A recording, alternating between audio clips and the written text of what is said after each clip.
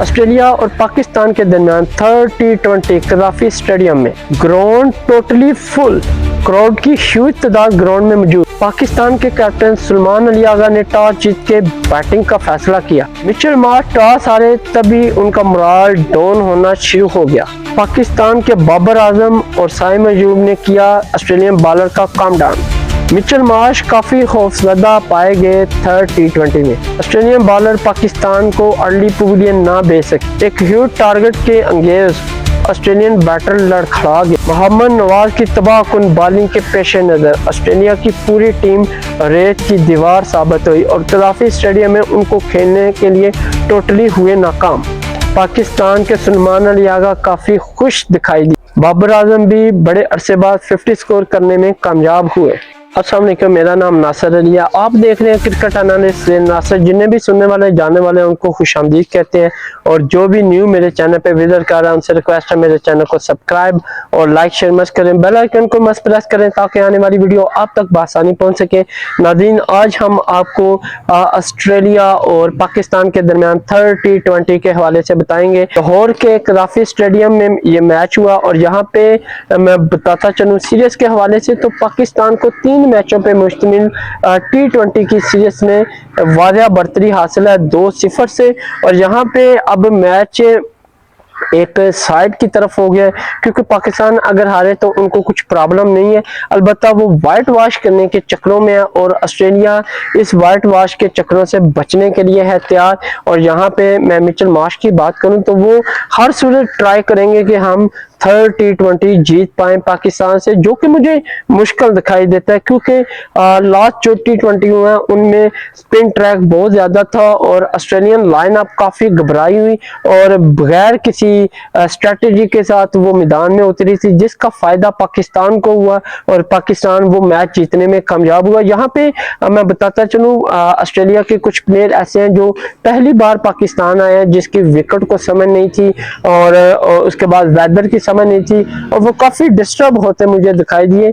अलबत्ता मुझे ऐसा लगता है कि ऑस्ट्रेलियन मैनेजमेंट को चाहिए था कि 2-4 दिन पहले वो पाकिस्तान स्टे करते ताकि आपके लड़के जो है वो एडजस्ट होते वेदर में और पिच को भी काफी समझ पाते। मेरे ख्याल में तभी वो अच्छा खेल पेश कर सकते थे, बट वो 3 मैचों की मुश्तमिल सीरीज जो है वो तो हार चुके हैं। अब थर्ड मैच उन्होंने बचाना है व्हाइट वॉश के लिए। और यहाँ पे मैं टॉस की बात करूं तो पाकिस्तान ने अगेन टॉस जीती। सुलेमान अली आगा जो कि कैप्टन है उन्होंने बैटिंग का फैसला किया और लाहौर कदाफी स्टेडियम में जो भी टॉस जीते बैटिंग करे, बड़ा स्कोर टारगेट दे तो सेकंड विकेट के लिए उतना ही मुश्किल होता है, क्योंकि स्पिन जो है वो जैसे जैसे विकेट यूज होती है तो स्पिन ज्यादा मूवमेंट होना शुरू हो जाता है और जिसका एडवांटेज फर्स्ट जो टॉस जीते हैं वो उठा लेते हैं। तो यहाँ पे मिचेल मार्श को अब स्ट्रेटेजी चेंज करनी होगी। और दोनों की मैं बात करूं तो यहाँ पे दोनों ही टीमें ज्यादा स्पिनर बॉलिंग के साथ जो है वो ग्राउंड में मौजूद है। और सबसे पहले मैं दोनों टीमों के 11 प्लेयर की बात करूं, थर्ड T20 में कौन से 11 प्लेयर है तो पाकिस्तान की तरफ बढ़ते हैं। यहाँ पे इन्होंने ओपनिंग चेंज किया, साहबजादा फरहान को ड्रॉप किया और फखर जमान साथ में साइम अयूब को ओपनिंग कराने का फैसला किया सुलेमान अली आगा ने। और देखते हैं कि इन दोनों के दरमियान ओपनिंग कैसी रहती है। तो यहाँ पे साइम अयूब की मैं बात करूं तो बहुत अच्छी परफॉर्मेंस दे रहा है, स्कोर भी करता जा रहा है और विकेटें भी साथ साथ लेता जा रहा है। तो फखर जमान लास्ट मैच खेले तो वहां पे कुछ बेहतर परफॉर्म एक्टिविटी देखने को नहीं मिली। उसके बाद इनके कैप्टन सुलेमान अली आगा मौजूद है, अच्छी फॉर्म में, last player of the match बने क्योंकि उन्होंने 76 रन बनाए, जिसकी बदौलत वो ऑस्ट्रेलिया से सेकंड T20 जीतने में कामयाब हुए। उसके बाद बाबर आजम इनके पास मौजूद है, ये बड़ी परफॉर्मेंस अभी तक तो दिखाई नहीं, देखते हैं कि थर्ड T20 में क्या करते हैं। साथ में ख्वाजा नाफे को ऐड किया गया विकेट कीपिंग में, उस्मान खान को जो है वो रेस्ट दिलाई गई है, हालांकि उन्होंने सेकंड T20 में 50 स्कोर किया, लेकिन यहाँ पे चांस देना था क्योंकि सीरीज ऑलरेडी पाकिस्तान विन हो गई है। तो ख्वाजा नाफे को इन्होंने शामिल किया, देखते हैं कि ये क्या परफॉर्म करेंगे। साथ में शादाब खान इनके पास मौजूद है, स्पिन बॉलिंग और बैटिंग के जोर दिखाते हैं। उसके बाद मोहम्मद नवाज ये भी स्पिन बॉलिंग और बैटिंग के जोर दिखाते हैं। उसके बाद फहीम अशरफ ये भी मीडियम पेसर बॉलर हैं और बैटिंग के जोर दिखाते हैं। उसके बाद बॉलिंग की मैं बात करूं, शहनशाह अफरीदी, नसीम शाह, इब्रार अहमद इनके पास मौजूद है। तो पाकिस्तानी स्पिनिंग की बात करूं तो इब्रार अहमद, मोहम्मद नवाज, उसके बाद शादाब खान और साथ में सुलेमान अली आगा, साइम अयूब, ये सभी स्पिनिंग बॉलिंग करते हैं। तो काफी ज्यादा इनके पास स्पिनर बॉलिंग मौजूद है। तो दूसरी जानब अगर ऑस्ट्रेलिया के 11 प्लेयर की बात करूं, ओपनिंग स्टैंड यहाँ पे वही नजर आ रहा है, मिचेल मार्श और साथ में मैट शॉट और उसके बाद कैमरन ग्रीन इनके पास मौजूद है, जो कि सेकंड T20 में उस्मान तारिक से काफ़ी नाराज दिखाई दिए, क्योंकि उनके बॉलिंग एक्शन की वजह से वो काफ़ी परेशान थे। लेकिन मेरे ख्याल में उनको आइडिया नहीं था कि इस तरह रिएक्शन नहीं करना चाहिए। साथ में इनके पास मैट रेंशो मौजूद है, इस सीरीज में कोई परफॉर्मिंग नहीं दे रहे और क्या वो अपनी परफॉर्मेंस को बहाल कर पाएंगे या नहीं। उसके बाद इनके पास माइकल स्टोनस मौजूद है, ऐड किया गया ट्रेविस हेड की जगह, और ये मीडियम पेसर बॉलिंग भी करते हैं, साथ में बैटिंग के जोर भी दिखाते हैं और देखते हैं कि ये अपनी फॉर्म को आज पाकिस्तान के खिलाफ किस तरह यूज करते हैं। उसके बाद जोश फिलिप मौजूद है जो कि विकेट कीपर है ऑस्ट्रेलियन साइड से, और उसके बाद मिचेल ओवन मिडल ऑर्डर में खेलते हैं, ये भी मीडियम पेसर बॉलर है और साथ में बैटिंग के जोर दिखाते हैं। कॉपर कॉनली इनके पास मौजूद है, मिडल ऑर्डर में खेलेंगे, स्पिन बॉलिंग करते हैं और साथ में बैटिंग के जोर दिखाएंगे। उसके बाद बैन डॉर्शिस को थर्ड T20 में उतारा गया और देखते हैं कि ये क्या परफॉर्म करेंगे। साथ में मैथ्यू कनमान जो कि स्पिन बॉलिंग के जोर दिखाएंगे। उसके बाद एडम रंपा को इन्होंने कंटिन्यू किया हुआ है और ये भी स्पिन बॉलिंग के जोर दिखाएंगे। तो यहाँ पे मैं बात करूं तो पाकिस्तान फिल वक्त अपने होम ग्राउंड में भारी दिखाई देता है। अलबत्ता ऑस्ट्रेलियन साइड की तरफ नजर दौड़ाएं तो इनकी टीम काफी ज्यादा मजबूत है अगर चल गई तो, क्योंकि इनके पास Mitchell Marsh allrounder, Matt Short allrounder, Cameron Green allrounder, उसके बाद Michael Stoinis allrounder, Mitchell Owen, Cooper Connolly, ये सारे ऑलराउंडर हैं। तो पाकिस्तान से ज्यादा इनके पास ऑलराउंडर है। अलबत्ता शर्त यह है कि ये पहले चले तो सही हो, जो कि मुझे पाकिस्तानी विकेट में काफी कंफ्यूज और मायूसी का शिकार दिखाई देते हैं। तो देखते हैं अब थर्ड T20 में ये क्या परफॉर्म करते हैं। तो पाकिस्तान ने अपनी फर्स्ट इनिंग का आगाज किया और ओपनिंग स्टैंड एक बार फिर यहाँ पे नाकाम दिखाई दिया। ओपनिंग स्टैंड की मैं बात करूं तो फहर जमान, साइम अयूब ने इनिंग को आगे की जाना बढ़ाया, लेकिन यहाँ पे फहर जमान 10 रन बनाकर ब्रेक हुए 1.5 ओवर में और 14 पे पहला खिलाड़ी पाकिस्तान का पवेलियन गया। मैट शॉट ने इनको अर्ली आउट करके अपनी टीम के लिए अहम कामयाबी समेटी। उसके बाद साइम अयूब, सुलेमान अली आगा के दरमियान पार्टनरशिप का आगाज हुआ और ये भी कुछ ज्यादा रन ना बना सके, जस्ट 15 प्लस स्कोर बनाया और यहाँ पे सुलेमान अली आगा 5 पे डिसमिस हुए। 34 पे सेकंड खिलाड़ी थे जो 3.4 ओवर में पवेलियन लौटे और बेन डॉर्शिस का ये शिकार हुए, जिन्होंने इनिंग में फर्स्ट विकेट हासिल करके अपनी टीम के लिए अहम कामयाबी समेटी। उसके बाद साइम अयूब, बाबर आजम के दरमियान थर्ड T20 में एक बड़ी पार्टनरशिप देखने को मिली 69 रन की, और वो इस पार्टनरशिप को देने में कामयाब हुए और न सिर्फ पार्टनरशिप दी बल्कि यहाँ पे साइम अयूब ने भी शानदार 50 स्कोर करके अपनी टीम के लिए अहम कामयाबी एक बार फिर दिलाई। और यहाँ पे पाकिस्तानी स्कोर बोर्ड की मैं बात करूँ तो 11.1 ओवर में 103 रन तक पहुंचाया और साइम अयूब थर्ड खिलाड़ी थे जो पवेलियन गए 56 रन बनाकर मैथ्यू कनमान का शिकार हुए, जिन्होंने इनिंग में फर्स्ट विकेट हासिल की। अगर पाकिस्तानी स्कोर की बात तो अभी भी इनका प्रोजेक्ट स्कोर जो है वो 2+ तक जाता है, क्योंकि 11 में इनका 100 ऑलरेडी हो गया है। तो इनके अभी प्लेयर बहुत पड़े हैं पीछे, क्योंकि 3 ही खिलाड़ी पाकिस्तान के अभी 103 पे पवेलियन गए। उसके बाद बाबर आजम, ख्वाजा नाफे के दरमियान पार्टनरशिप का आगाज हुआ। इन दोनों ने स्कोर बोर्ड को जस्ट 20+ पार्टनरशिप दी और ख्वाजा नाफे की बात करूं तो बड़े अच्छे खेले ये भी, और इन्होंने 6 2 लगाए और बड़ी खूबसूरत शॉट खेली। और उस्मान खान से मुझे तो लगता है ये बेहतर है, लेकिन उस्मान खान थोड़े सीनियर हैं तो उनको मजीद मौका भी देना चाहिए। अलबत्ता ख्वाजा नाफे भी बहुत अच्छे बैटर हैं और ये जो फ्यूचर में है वो अपनी बैटिंग का टैलेंट जो है वो शो करने में रेडी हैं और नजर भी आ रहे हैं। तो यहाँ पे 21 रन इन्होंने इनिंग में जोड़े और 4 खिलाड़ी थे जो 131 पे पूलियन गए 30.6 ओवर में, और ये कॉपर कॉलोनी का शिकार हुए जिन्होंने इनिंग में फर्स्ट विकेट हासिल की।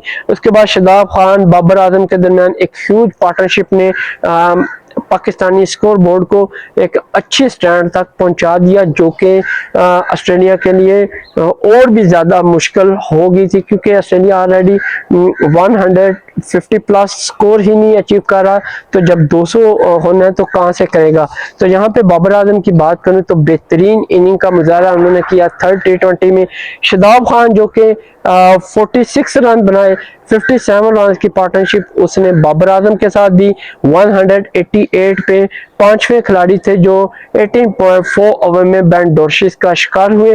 तो यहाँ पे मोहम्मद नवाज की मैं बात करूं तो वो 5 रन बनाकर 194 पे 6 खिलाड़ी थे जो पवेलियन गए 90.2 ओवर में, और कैमरन ग्रीन का ये शिकार हुए जिन्होंने इनिंग में फर्स्ट विकेट हासिल की। बाबर आजम की बात करूं तो 50 स्कोर किया और वो नॉट आउट रहे। साथ में फहीम अशरफ की बात करूं तो ये भी 10 रन बनाकर नॉट आउट रहे। 20 ओवर इन्होंने इनिंग में पूरे खेले और यहाँ पे पाकिस्तानी स्कोर 276 विकेट के नुकसान पे, और स्कोर की मैं बात करूं तो एक अच्छा स्कोर सेट करके दिया ऑस्ट्रेलियन टीम को। यहाँ पे ऑस्ट्रेलियन टीम के बॉलर्स की मैं बात करूं तो कुछ बेहतर परफॉर्म बॉलिंग में नहीं दिखी। इनिंग में 4 रन एक्स्ट्रा दिए। टॉप विकेट टेकर बेन डॉर्शिस 2 खिलाड़ियों को आउट करने में कामयाब हुए। उसके बाद मैट शॉर्ट, मैथ्यू कॉनमैन और कॉपर कॉर्नी, उसके बाद कैमरन ग्रीन एक ही खिलाड़ी को आउट करने में कामयाब रहे। तो यहाँ पे देखना होगा कि थर्ड T20 अगर व्हाइट वॉश से ऑस्ट्रेलिया ने बचना है 207 रन का टारगेट वो अचीव कर पाएंगे, जो कि मुझे बाजार मुश्किल नजर इसलिए आता है क्योंकि वो पाकिस्तानी विकेट को टोटली मिस जज करके खेल रहे हैं। तो यहाँ पे ऑस्ट्रेलिया ने अपनी सेकंड इनिंग का आगाज किया। तो ऑस्ट्रेलिया की जानिब मिचेल मार्श और मैट शॉर्ट ने इनिंग को आगे की जानिब बढ़ाया, और यहाँ पे ऑस्ट्रेलिया के ओपनिंग एक बार फिर नाकाम दिखाई दिए। मिचेल मार्श आते ही पवेलियन गए, शहनशाह अफरीदी को टोटली मिस जज किया और वो इनिंग में 1 रन बना सके। 2 पे पहला खिलाड़ी ऑस्ट्रेलिया का पवेलियन गया 0.4 ओवर में। उसके बाद इनकी सारी टीम सिवाय कैमरन ग्रीन और माइकल स्टोनस के अलावा डबल फिगर में ना जा सकी और 20 प्लस स्कोर ना कर सकी। बाकी इनके दीगर खिलाड़ियों की मैं बात करूं तो वो काफ़ी वीकनेस का शिकार हुए और ना कैमरन ग्रीन के साथ रुक सके ना ही माइकल स्टोनस के साथ, और बदतरीन कहने के परेशानी का सामना ऑस्ट्रेलियन बैटर को करना पड़ा। यहाँ पे मैं शॉट की बात करूं तो 2 ही रन इनिंग में बनाए। 4 पे सेकंड पवेलियन गया। 1.4 ओवर में मोहम्मद नवाज ने इनका शिकार किया। उसके बाद कैमरन ग्रीन और साथ में मैट रेंशो ने इनिंग को आगे की जानिब बढ़ाया। रेंशो की बात करूं तो वो थर्ड T20 में भी 1 रन का इजाफा कर सके। 16 पे तीसरा खिलाड़ी था। 2.5 ओवर में शहनशाह अफरीदी का शिकार हुए जिन्होंने इनिंग में 2 खिलाड़ियों को आउट किया। उसके बाद माइकल स्टोनस और साथ में कैमरन ग्रीन ने एक अच्छी पार्टनरशिप देने की कोशिश की। अगर इनकी मैं बात करूं तो ये 40 प्लस पार्टनरशिप देने में कामयाब रहे, लेकिन माइकल स्टोनस 23 रन बनाकर 4 खिलाड़ी डिसमिसल हुए 9.1 ओवर में। मोहम्मद नवाज का जिन्होंने इनिंग में 2 खिलाड़ियों को आउट किया। 60 पे 4 खिलाड़ी ऑस्ट्रेलिया के पवेलियन गए। उसके बाद जोश फिलिपी कैमरन ग्रीन के दरमियान 3 रन का इजाफा हुआ और कैमरन ग्रीन 22 रन बनाकर 63 पे 5वें खिलाड़ी थे जो 9.6 ओवर में पवेलियन गए, और ये मोहम्मद नवाज का तीसरा शिकार हुए। उसके बाद जोश फिलिपी की बात करूं 14 रन बनाए और ये 6 खिलाड़ी थे 82 पे पवेलियन गए। 13.3 ओवर में मोहम्मद नवाज का ये शिकार हुए जिन्होंने इनिंग में 4 खिलाड़ियों को आउट किया। उसके बाद मिचेल ओवन और कॉपर कॉनली के दरमियान पार्टनरशिप का आगाज हुआ। कॉपर कॉनली की बात करूं तो बैक टू बैक अंडा लेने में वो कामयाब हुए और यहाँ एक बार फिर वो 0 रन बनाकर 7वें खिलाड़ी से 82 पे पवेलियन लौटे 13.5 ओवर में। और ये मोहम्मद नवाज का कह लें कि 5वां शिकार हुए जिन्होंने बेहतरीन बॉलिंग का मुजाहरा किया और अपनी टीम को जीत से हमकिनार किया। और टोटली नजर आ रहा है मैच सारे का सारा ऑस्ट्रेलिया की जानब नहीं रहा, बल्कि पाकिस्तान ने चारों तरफ से घेरा हुआ है और वो वाइट वॉश करने के लिए है तैयार। उसके बाद इनकी बात करूं, मिचेल ओवन तो 8वें खिलाड़ी थे जो 86 पे पवेलियन घेरे 8 रन बनाकर और 40.4 ओवर में इब्रार अहमद का ये शिकार हुए। उसके बाद बेन डॉशी 7 रन बनाकर नॉट आउट रहे, साथ में मैथ्यू कुलमैन 5 रन बनाकर 96 पे 9 खिलाड़ी थे जो 16.5 ओवर में पवेलियन गए और नसीम शाह का ये शिकार हुए। उसके बाद एडम जम्परा की बात करूं तो वो अनफिट हो गए थे जिसकी वजह से वो बैटिंग करने ही नहीं आए। तो इस वजह से ऑस्ट्रेलिया की पूरी टीम 96 पे ढेर होती दिखाई दी 60.5 ओवर में और बेहतरीन परफॉर्मेंस देखने को मिली मोहम्मद नवाज की जिन्होंने 5 खिलाड़ियों को आउट किया। उसके बाद शहनशाह अफरीदी 2, इब्रार और नसीम शाह एक खिलाड़ी को आउट करने में कामयाब रहे। तो यहाँ पे इनिंग में 13 रन इन्होंने एक्स्ट्रा दिया। तो यूं पाकिस्तान थर्ड T20 ऑस्ट्रेलिया के खिलाफ 111 रन एक ह्यूज मार्जिन से विन हुआ और साथ ही साथ 7 साल बाद कह लें कि वाइट वॉश करने में कामयाब हुआ और अच्छी परफॉर्मेंस देखने को मिली पाकिस्तान की जानब से। उनके बॉलरों, कैप्टनों, बैटरों सभी ने पार्टिसिपेट किया जिसकी बदौलत वो इस सीरीज को जीतने में कामयाब हुए। और पाकिस्तान इस सीरीज को जीत के न सिर्फ उनका मोराल बुलंद हुआ है T20 वर्ल्ड कप के लिए, बल्कि वो और भी ज्यादा अपने आप को एक मजबूत खलीफ समझने लग गए हैं। और मेरे ख्याल में T20 के पाकिस्तानी शेर हैं और वो बड़ी बड़ी टीमों को टफ टाइम देने के लिए T20 वर्ल्ड कप में होंगे तैयार। यहाँ पे ऑस्ट्रेलिया की मैं बात करूँ तो ऑस्ट्रेलियन मैनेजमेंट काफ़ी परेशान दिखाई दी अपनी टीम को इस हालत में देख के, क्योंकि बज़ाहिर जो खिलाड़ी हैं वो T20 के और अच्छे खिलाड़ी हैं, लेकिन इनकी फॉर्म में आना बहुत ज़्यादा ज़रूरी है, तभी ऑस्ट्रेलियन जो है वो मैच ग्रुप के बाद जो है वो टॉप 8 में जा सकते हैं। तो अगर ये परफॉर्मेंस ना दे पाए तो इनके लिए बड़ी मुश्किल हो जानी है। एशिया की विकेट हमेशा ही ऑस्ट्रेलिया के लिए थोड़ी टफ रही है, लेकिन वो IPL और PSL खेल के गए हैं जिसकी वजह से उनको कुछ समझ है और मेरे ख्याल में और ज़्यादा आइडिया हो जाएगा ऑस्ट्रेलियन साइड को कि जो इंडिया और श्रीलंका की विकेट्स हैं वहाँ पे स्पिन का जादू ज़्यादा है, तो वो उस पर काम ज़्यादा करें और अपने बैटर को बताएं कि आपने किस तरह रुक के इनको फेस करना है। तो गुड लक पाकिस्तान के लिए और मुबारकबाद, क्योंकि 7 साल बाद ना सिर्फ सीरीज जीते बल्कि वाइट वॉश किया ऑस्ट्रेलिया को। और गुड लक ऑस्ट्रेलिया के लिए भी कि होप वो कम बैक करेंगे T20 वर्ल्ड कप में। तो देखते हैं दोनों टीमों को T20 में। तब तक के लिए इजाज़त दें, अल्लाह हाफिज़, मिलते हैं नेक्स्ट वीडियो में।